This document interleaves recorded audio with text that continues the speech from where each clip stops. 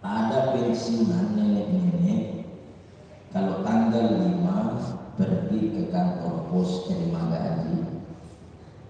Kalau sebelum berangkat dia tulis daftar catatan yang dia mau beli di pasar.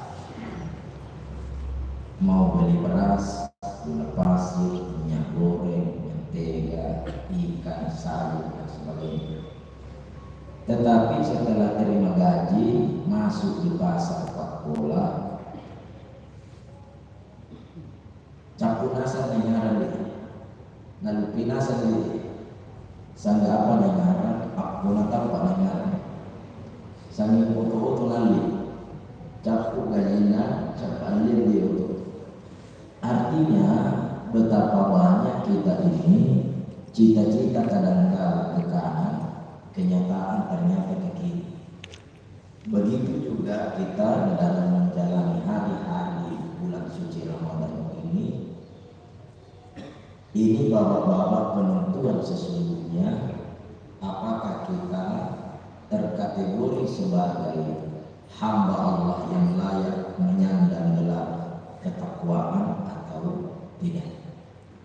Nah, supaya bisa menjadi referensi bagi kita, Nabi berkata, al-imanu uryanun wa libasuhu at-taqwa. Iman itu telanjang, busananya takwa. Jadi iman itu dalam hati, Pak. Ini malah ditimba-timba dia. Sangga ita anak talbas. Tapi takwa itu perilaku. Dia perilaku yang ada ukurannya. Nah, inilah yang kita membicarakan. Kata Sayyidina Ali bin Abi Thalib, inna lil muttaqina fid dunya. Sesungguhnya orang-orang yang bertakwa itu hidupnya di dunia bagaimana? Hum ahlul fadail. Pada dasarnya mereka adalah kelompok orang-orang yang terhormat kalau kita bertakwa. Artinya gelar takwa itu tidak mesti dibayangkan surga, tapi bisa ada ukurannya dalam kehidupan sehari-hari.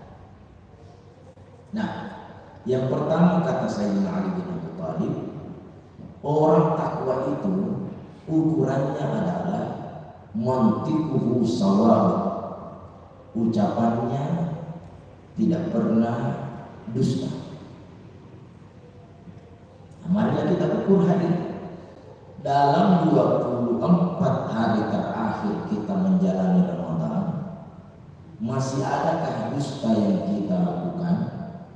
Kalau masih ada, kesempatan sisa 5 hari ini masih bisakah kita bertahan untuk tidak dusta? Jadi kalau ada orang yang bertanya, kira-kira apa tandanya bahwa saya berhasil Ramadan? Satu, mantiquhu shawab. Kalau dia bicara tidak pernah dusta.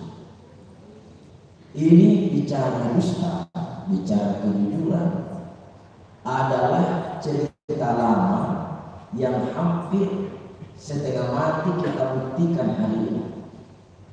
Saya ceramah Isra Mi'raj di Ba'bawulu. Setelah ceramah disuguhi konsumsi, salah satu jenis konsumsinya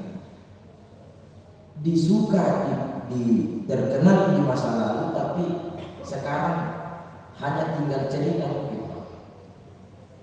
Ini masa lalu dari apa sananya dulu? Sari calana. Mungkin hanya generasi tahun 50-an yang tahu itu.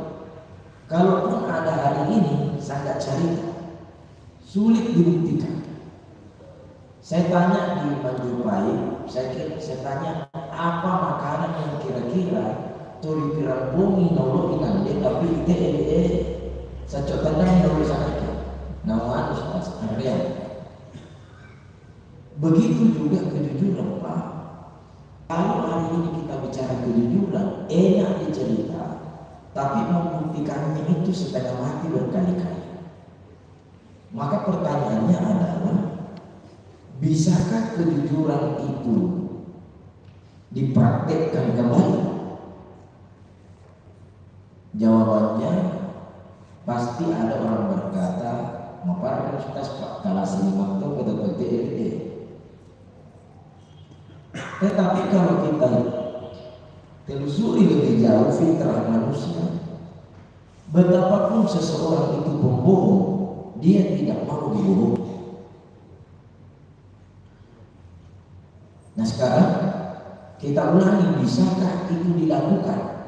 Jawabannya bisa, tetapi pelan-pelan, karena baru dimbawa mati gara-gara terlalu jujur. Kata Nabi, inna sidqa yahdi ilal birri.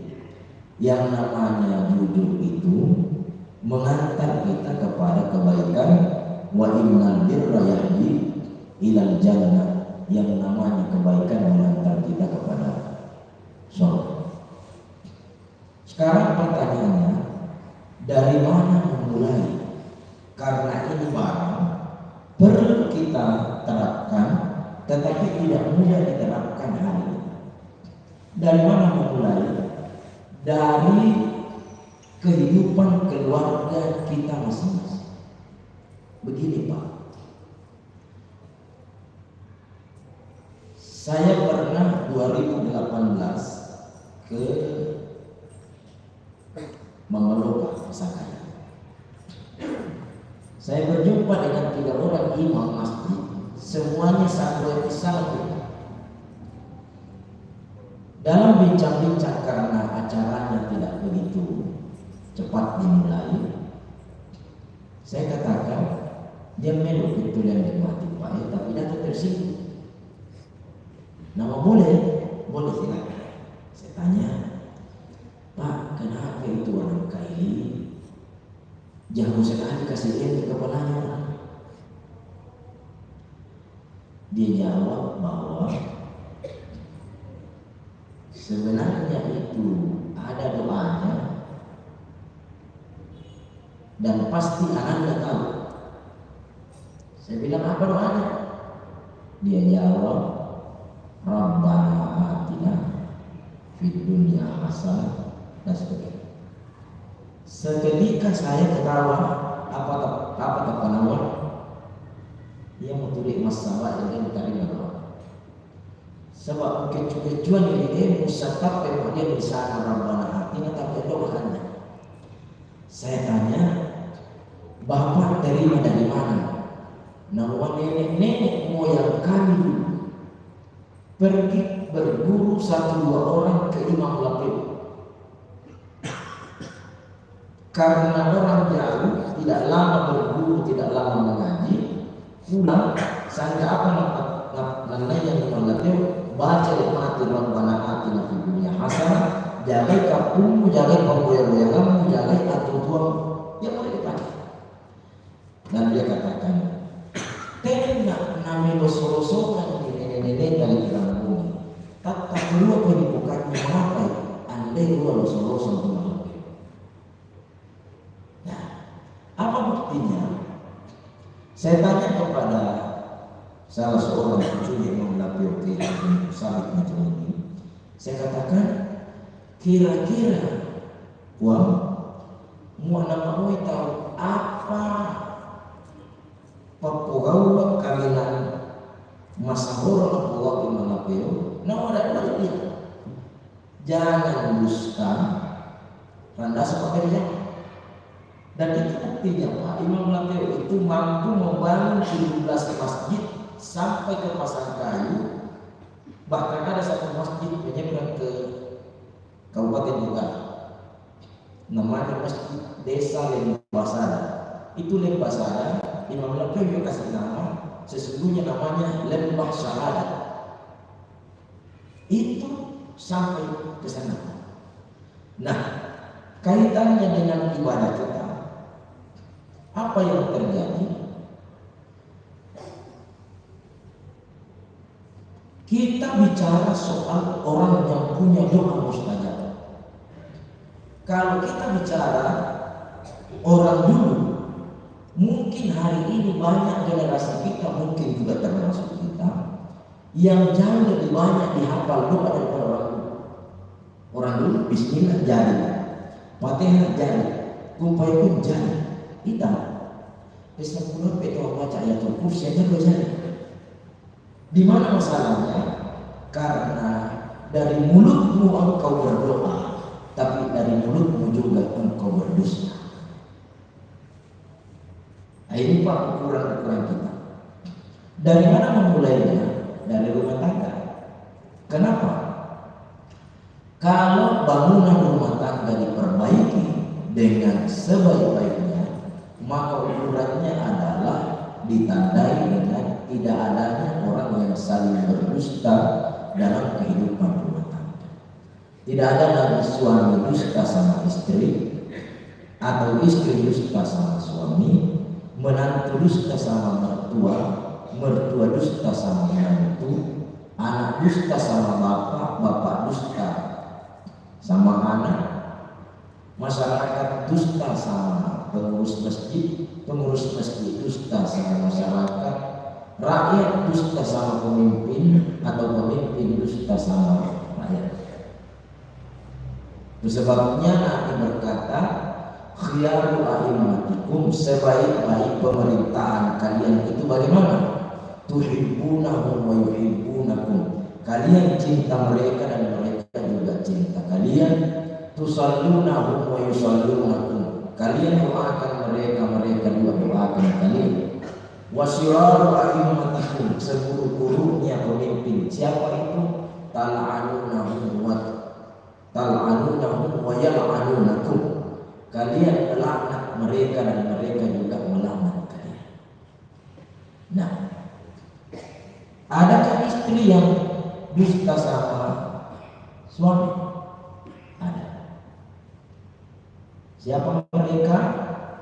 Yang kalau mendaftar arisan jujur, tapi kalau naik arisannya tidak jujur. Menipatule ina biru arisan nawai Pak, kalau bulan dicatu itu nah betul mana? Berarti ada istri yang dusta sama suami. Adakah suami yang dusta sama istri? Ada. Siapa yang kalau ditelepon di mana Pak, dia bilang adakah di Lembang? Ternyata motornya sudah didapat di Pindrang.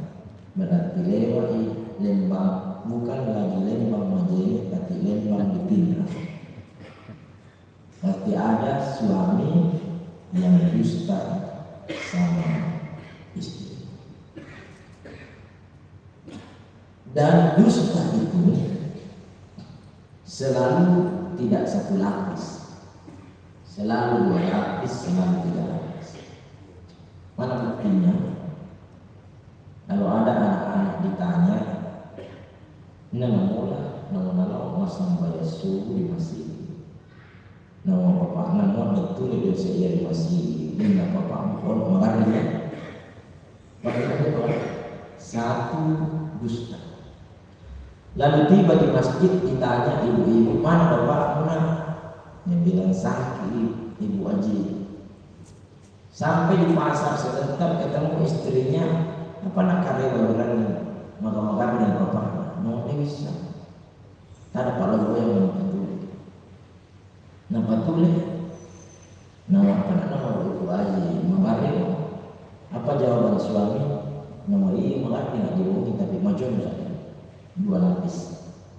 Metode lain bagaimana? Mengaritoman benar. Nomor tidak. Kalau lapis. Selalu berlapis-lapis dalam keadaan dusta. Masalah kedua, kita punya karakter bercerita. Kita tuh komanda mau mencerita. Misalnya cerita, tapi dia selalu menjadikan media. Itu karakter kita Pak. Kemudian misalnya apa-apa, dipatang media cerita. Contoh, ada seorang janda hidup seorang diri pada rumah panggung, tidak ada yang tanggung hidupnya. Di bulan puasa tulung nyolok boleh membawa si buka-bukaan sebagai tanda empati, sebagai tetangga. Apa ceritanya? Witai sandalna, tidak usah orang lain ya. Witai sandalna yustas diwoyangna janda. Itu ceritanya begitu. Tapi karena dia merupa di sandalnya, apa namanya? Apalagi ini misalnya sulana, namanya witai sandalna yustas diwoyangna janda. Sampai berkabar lagi cerita apa namanya? Hingga nasiul itu yustas janda. Itu cerita kedua. Cerita ketiga berkembang, kesimpulannya apa? Mempunyai dia yustas diwoyangna janda. Sudah 3 lapis cerita Pak. Sudah cerita pura palapasan, Pak dia kawin, mapoa gitu untuk kawin, si rupa-rupa dia para pemposik dia. Apa nama? Lagi cerita, itu cerita. Nama dia ini. Lalu apa kata ibu-ibu? Kenapa saja kemarin cerita masih kita dengar? Bayangkan, padahal dia itu mendengar cerita pada dia lupa nanti mati cerita, tapi sampai umat sana. Ternyata di sana sampai umat sana, sepuluh bebek kalau bisa. Besarnya cerita tapi sampai umat sana. Tapi bisa buat bebek orang ini. Sekali lagi, kalau ada orang berkata, berdoa kepada Allah, kenapa tidak mustajab? Satu masalahnya, karena dari mulutnya ia berdoa dan dari mulutnya dia berdusta. Yang kedua, malbasuhul iktisad, pakaiannya sederhana, tetapi makna hakikinya adalah gaya hidup sederhana.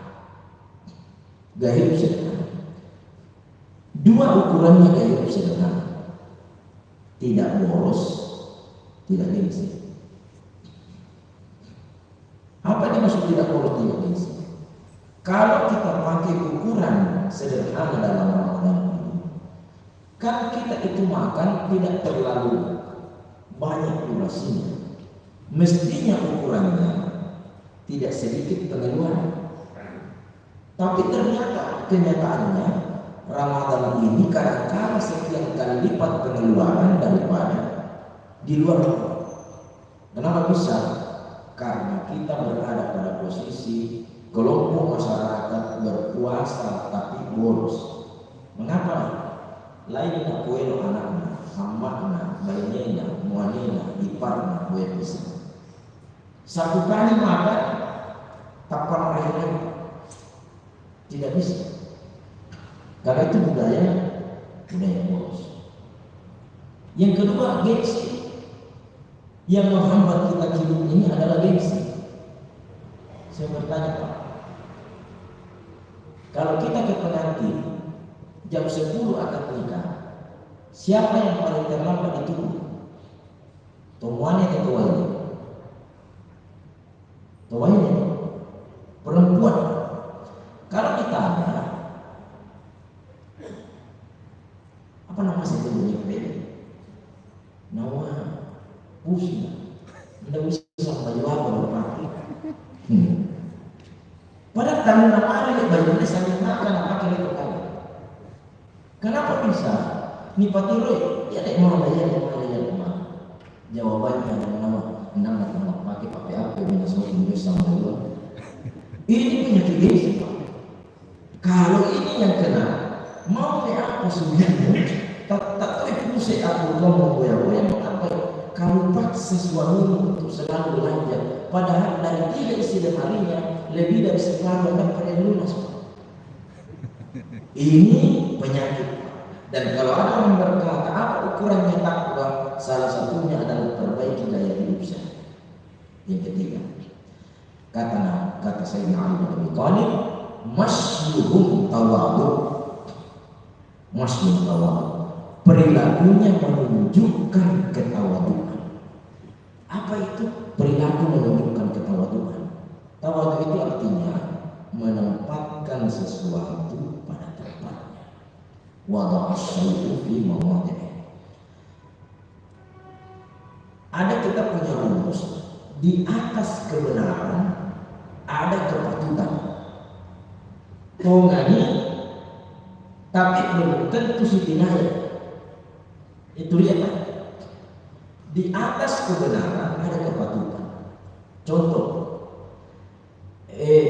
kalau kita datang di masjid ini, standar fikihnya mengatakan yang penting orang itu muslim, menutup aurat, sudah berwudu, mana boleh masih bahkan malam mandi. Itu standar fikih. Tapi tidak patut bahasa standarnya andai sitinaya muana boleh mandi di masjid Lembang, pure majene menutup aurat, tapi bajunya PSN nomor 10.